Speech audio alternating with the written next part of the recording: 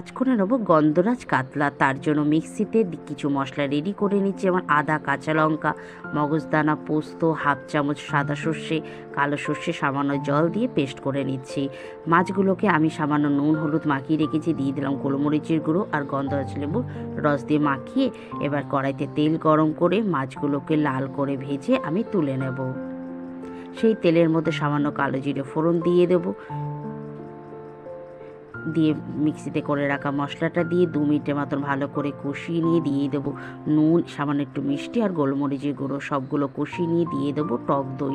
দইটাকেও ভালো করে মিশিয়ে 5 মিনিটের মতন কষিয়ে নিয়ে দিয়ে দেবো গন্ধরাজ লেবুর রস।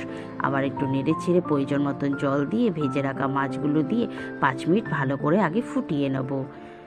তার মধ্যেই আমি সরিয়ে দিয়ে দিলাম গন্ধরাজের পাতাগুলো, দিয়ে আবার 5 মিনিট ফুটিয়ে নিয়ে যখন একটা গ্রেভি টাইপের চলে আসবে আমরা পরিবেশন করে ফেলবো।